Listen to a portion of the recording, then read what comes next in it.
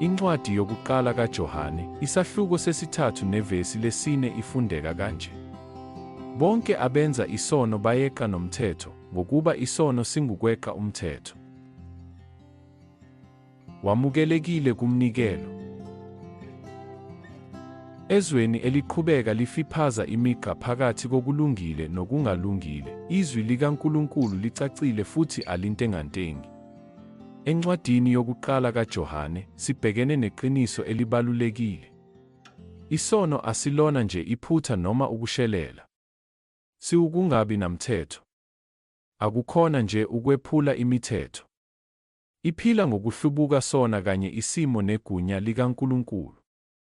UJohane ubhala lokhu ngokuphambene kakhulu nobumsulwa obuchazwe evesini ngaphambili.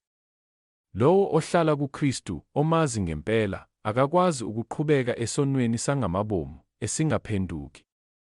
Kungani? Ngoba uKristu akezanga kuphela ukuzosithethelela kodwa ukuze asihlenge kukho konke ukungabi namthetho, futhi azihlanzele abantu abashisekela imisebenzi emihle. Leli qiniso lishaya enhliziyweni yombono oyiphutha oyingozi. Ukuthi umusa uyimvume yokona. Umlayezo kaJohane unanela okaPawulu. Labo abasindiswa ngomusa ababona abangenamthetho kodwa baguqulwa ngawo. Ukuba khona kukaKristu ngaphakathi kwethu kusho ukuthi isono asisakhululekile noma asisahambisani nalokho esiyikho. Lokhu akuphathelene nokuphelela kodwa isiqondiso.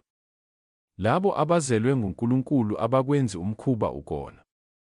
Benziwa basha nsuku zonke. Bayasizonda isono, hayi ngoba bengabantu abaphelele, kodwa ngoba umoya kaNkulunkulu uhlala kubo.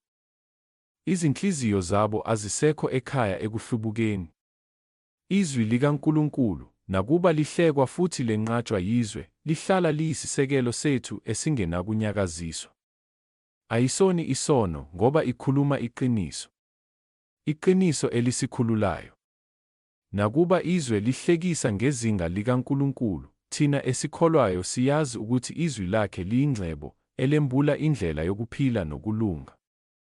UJohane udweba umugqa ohlukanisayo. Abasindisiwe nabalahlekile, abalungileyo nabangenamthetho, abantwana bakaNkulunkulu nabantwana bakaSathane.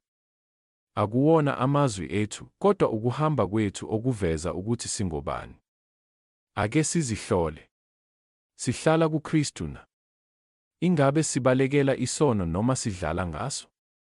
Masibe abantu abaphawulwa ukungabi namthetho, kodwa ngokulalela, ukuthobeka, nothando. Sengathi ithemba esinalo kuKristu lingasihlanza nsuku zonke, njengoba nje yena ehlanzekile.